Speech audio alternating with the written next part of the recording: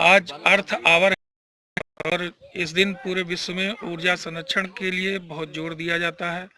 वृक्षों को बचाने के लिए पूरे विश्व में प्रयास होते हैं, ऊर्जा को कंजर्व करने के प्रयास होते हैं। इसी के तहत आज हम जो है आसई गांव में हैं। आसई गांव वैसे तो बड़ा ऐतिहासिक गांव है और काफी प्रसिद्ध है, लेकिन ये एक अन्य चीज के लिए भी प्रसिद्ध है। यहाँ पर यहाँ के लोग पर्यावरण को बचाने के लिए हमेशा प्रयासरत रहते हैं।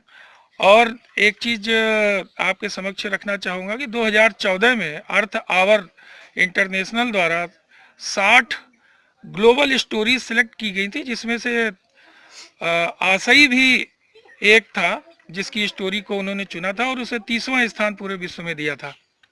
तो आज मैं आसई में ही हूँ। मैं प्रभात मिश्रा, सहायक निदेशक बचत, जनपद इटावा में तैनात और हमेशा पर्यावरण के काम में भी लगा रहता हूँ। और आज हमारे साथ कुछ लोगों की टीम है। टीम बहुत ही अनोखे लोगों की है। मैं एक एक करके आपसे परिचय करा रहा हूँ, तो ले चलते हैं आपको टीम के पास। और मेरे समक्ष डॉक्टर वी.एस. अग्निहोत्री जी हैं, जो बच्चों के रोगों के बहुत ही एक्सपर्ट डॉक्टर हैं। आप हैं डॉक्टर प्रवीण दुबे जी, आयुर्वेद से इनका स्पेशलाइजेशन है। आप हैं बिग बॉस फेम सुश्री सीमा परिहार जी, और ये सामाजिक कार्यों में भी बहुत रुचि रखती हैं। आप हैं श्री रविंद्र दीक्षित जी, जो कि इस गांव के पूर्व प्रधान हैं और इस गांव का अंतर्राष्ट्रीय स्तर तक नाम पहुंचाने में आपका बहुत योगदान रहा। तो सबसे पहले डॉक्टर वी.एस. अग्निहोत्री जी, आपसे एक प्रश्न ये पूछना था कि विश्व में जो पर्यावरण क्षरण हो रहा है, पर्यावरण जो नष्ट हो रहा है, उसको बचाने के लिए जो ये प्रयास अंतर्राष्ट्रीय स्तर पर प्रयास हो रहे हैं, क्या ये सभी प्रयास उपयुक्त हैं? प्रयास तो उपयुक्त हमेशा ही रहते हैं, बशर्ते वो सफल हो जाएं और अच्छी तरीके से पूरी तरह ईमानदारी से किए जाएं। है क्या कि हम लोग बातें तो ज़्यादा करते हैं, काम कम करते हैं।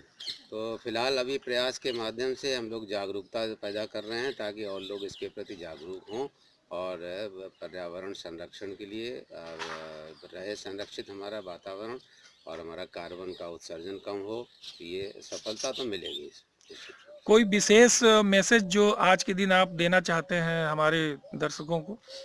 हम सबको बिल्कुल ईमानदारी से अपने पर्यावरण को, अपनी जान और अपने आगे भविष्य के, अपने होने वाली और पीढ़ियों के लिए हम क्या दे के जा रहे हैं, इस पर गंभीरता से विचार करना चाहिए और इसको बचाना चाहिए। धन्यवाद सर। डॉक्टर प्रवीण जी, आप तो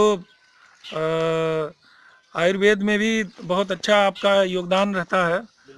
और ये बताएं कि ये जो वृक्षों का क्षरण हो रहा है, वृक्ष आए दिन कटौती हो रही है, काटे जा रहे हैं, लगाए कम जा रहे हैं, काटे ज़्यादा जा रहे हैं, तो इससे पर्यावरण को क्या नुकसान पहुंचेगा? देखिए, वृक्ष ही पर्यावरण को बचाने का एक बहुत बड़ा साधन है। और जितने लोग लकड़ियों का इस्तेमाल करते हैं घरों में इधर उधर, तो वो उसका वजह से ही सारे वृक्षों को कटान का जो काम जो चल रहा है वो उन्हीं वजह से चल रहा है। तो ऐसे लोगों से मेरा ये कहना है कि थोड़ा इसका काम कम करें। और प्लास्टिक के दरवाजे भी बाज़ार में आने लगे हैं, और भी चीज़ें हैं जिसके दरवाजे चल रहे हैं, तो उसको सदुपयोग में लाएँ तो कुछ वृक्षों का कटान बचे और कुछ वृक्ष अपनी तरफ से भी लगाएं, जिससे पर्यावरण को बचाया जा सके। अच्छा, आयुर्वेद से चूंकि आप जुड़े हुए हैं, यदि वृक्षों को नुकसान पहुंचता है तो आयुर्वेद को कितना नुकसान पहुंचेगा? आयुर्वेद तो पूरा वृक्षों पे ही टिका हुआ है। पूरा हर्ब्स ही, सारी हर्ब्स, कोई ना कोई हर्ब आप ले लो तो वो एक मेडिसिन ही होती है। तो अगर ये सारी, अगर ये ख़त्म हो जाएंगी तो मेडिसिन ही बनना बंद हो जाएगी, तो आयुर्वेद तो ख़त्म ही हो जाएगा। अच्छा डॉक्टर साहब, एक चीज़ ये पूछनी थी, चूंकि आप के आप वहाँ जिला अस्पताल में तैनात हैं, तो ये बताएं कि ये जो जलवायु परिवर्तन हो रहा है, धरती का तापमान बढ़ रहा है, तो क्या उसमें उसके कारण रोगों में कोई इजाफा हुआ, कोई वृद्धि हाँ हुई? हाँ, तापमान बढ़ने से जितने भी हमारे जीवाणु हैं, जीव जंतु और हम लोग खुद भी हैं, हमारा अपना जीवन को सामान्य बनाए रखने के लिए एक निश्चित तापमान तक हम सहन कर सकते हैं। तो तापमान बढ़ने के साथ हमारा जीवन ही खतरे में पड़ जाएगा। तो अभी लगभग हम लोग गर्मियों के दिनों में 45-50 डिग्री पहुंच जाता है, तो वही जीवन को बचाने के लिए बड़ा कठिन है उस समय जीवन बचना। तो हमारे पास दूसरे संसाधन हैं जिनके माध्यम से हम अपने को जिंदा बनाए रखते हैं। अब अगर थोड़ा सा भी 1 डिग्री भी टेम्परेचर बढ़ रहा तो जीना मुश्किल हो जाएगा। अच्छा सर, ये कहा जाता है कि टेम्परेचर जब बढ़ता है तो वेक्टर जनित रोग जो है वो काफ़ी मात्रा में बढ़ते हैं। तो किस तरह के रोग ज़्यादा आते हैं? ये वेक्टर जनित रोग तो एक्चुअली क्या है, जितने हमारे जो वेक्टर्स हैं, जो इंसेक्ट्स हैं, और ये सब एक सीमा तक तो बढ़ते हैं ये। हम्म। लेकिन अगर 51, 52, 50 डिग्री ज़्यादा तक आ जाएगा तो वेक्टर तो फिर भी बहुत सारे जीवित बने रहेंगे, लेकिन मनुष्य जीवित नहीं रहेगा उस टाइम। तो ये एक समस्या हो जाएगी। तो इसलिए हम इसके लिए हमें क्या करना चाहिए? वृक्षों को बचाना चाहिए यस और यस यस बहुत बढ़िया सही बात आपने कही कि हमको वृक्षों को बचाएं, पानी को बचाएं। हम लोग पानी भी बहुत बर्बाद कर रहे हैं, अनावश्यक उत्सर्जन हो रहा है, नीचे से सारा पानी निकला चला जा रहा है। और आगे आने वाले समय में टेम्परेचर तो टेम्परेचर रहा, मुझे तो इस बात का भय है कि पीने के लिए और ज़िंदा रहने के लिए जो जितना आवश्यक जल है वही हमको उपलब्ध नहीं होगा। और जल भी मिले वो भी शुद्ध मिले, पेयजल मिले, ताकि हम अपने जीवन को बचाए रख सकें, बीमारियां ना हों। तो जल भले ही मिल जाएगा तो पेयजल नहीं होगा, पेयजल भी होगा तो शुद्ध नहीं होगा, जो बीमार जीवाणु रहित होगा। तो इसके लिए तो बहुत मेहनत की आवश्यकता है और बड़ा गंभीर विषय है। हम सब लोगों को गंभीरता से इस पर प्रयास करना चाहिए। जी, धन्यवाद। हमारे साथ में सुश्री सीमा परिहार जी हैं, जो बॉलीवुड एक्ट्रेस भी हैं, इसके अलावा बिग बॉस में रह चुकी हैं। आपकी film wounded London film festival में अवार्डेड फिल्म रही है। तो आप पर्यावरण से काफ़ी हद तक जुड़ी हुई हैं, स्पेशली जो इस जनपद द्वारा एक ग्लोबल मूवमेंट चलाया जा रहा है, रेड टेप मूवमेंट, उससे आप बहुत ज़्यादा जुड़ी हुई हैं। और आज भी आप यदि इस गांव में आई हुई हैं तो पर्यावरण बचाने के लिए आई हुई हैं, लोगों को जागरूक करने के लिए आई हुई हैं।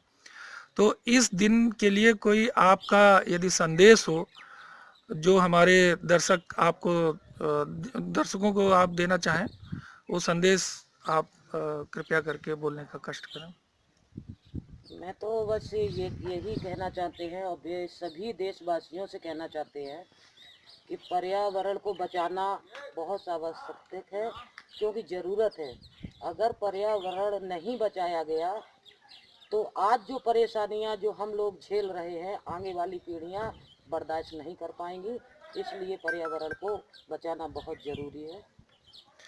तो पर्यावरण को बचाने के लिए एक आम आदमी को क्या करना चाहिए?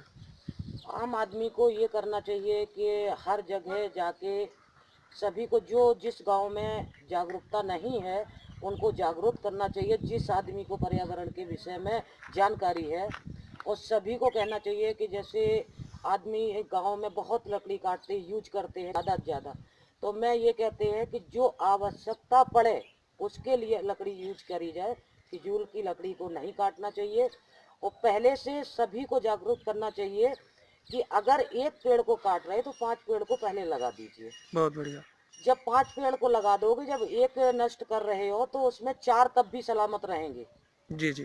तो हर व्यक्ति अगर ये कदम से कदम उठा के जब चलने लगेगा, हर व्यक्ति पर्यावरण को बचाने लगेगा, जो आगे को देश में बढ़ाने के लिए काम करेगा, तो आगे वाली पीढ़ी को जो हमारी कठिनाइयाँ, हम लोग जो परेशानियां अभी थोड़ी झेल रहे हैं, तो आने वाले को बिल्कुल दिक्कत नहीं पड़ेगी, जी क्योंकि जी, उसी पीढ़ी पे हमारे आगे पीढ़ी चलेगी। बहुत सुंदर, धन्यवाद। हमारे बीच इस गांव के पूर्व प्रधान श्री रविंद्र दीक्षित जी हैं। आप हमेशा पर्यावरण के कामों में बढ़ चढ़ कर हिस्सा लेते हैं, और जब आप प्रधान थे तो यहाँ बहुत अच्छे 5 तालाबों का निर्माण कराया था, वो आज भी हैं। कृपया ये बताएं कि आपकी पर्यावरण में रुचि इतनी ज़्यादा क्यों है? पर्यावरण में रुचि इधर इसलिए को है करके कि पहुँच। पर्यावरण से ही हम सब लोग जिंदा हैं। हवा हवा पानी सब इसी पर्यावरण में भगवान द्वारा जो 5 तत्व हैं शरीर के लिए, वो पर्यावरण में ही समाहित हैं। इनमें जब प्रदूषण फैलता जाएगा तो मानव जीवन भविष्य में संकट में पड़ जाएगा। इसलिए तो हमारे सबका, आपके स्तर से अभी तक पर्यावरण को बचाने के क्या क्या प्रयास किए जाते रहे हैं? हम लोग गांव में गोष्ठियाँ करते हैं, गांव के लोगों को जागरूक करते हैं कि पर्यावरण को कम से कम प्रदूषित किया जाए, बिजली पानी सबका कम उपयोग किया जाए, पेड़ों को बचाया जाए, ज़्यादा से ज़्यादा वृक्षारोपण किया जाए ताकि पर्यावरण शुद्ध बना रहे। तो हमारे साथ ये पूरी टीम रहेगी। अभी हमारे 2 मेंबर्स और आने को हैं। इसके बाद मैं आपको लिए चल रहा हूँ उस ग्राउंड पे, वो बिल्कुल पीछे ग्राउंड आप देखें तो उस ग्राउंड पे अभी 60+ का एक ह्यूमन आर्ट बनेगी जो हर साल बनाई जाती है, और ये बहुत ही सुंदर नज़ारा होता है जिस समय मोमबत्तियाँ जलेंगी। तो ये बीहड़ का एक संदेश रहेगा कि ऊर्जा को संरक्षित करें, लकड़ी को मत काटें, वृक्ष बचाएं, बायोडाइवर्सिटी बचाएं, इसी से हमारा भविष्य सुरक्षित है। आप लोगों ने बहुत इसको ध्यान से सुना, उसके लिए धन्यवाद।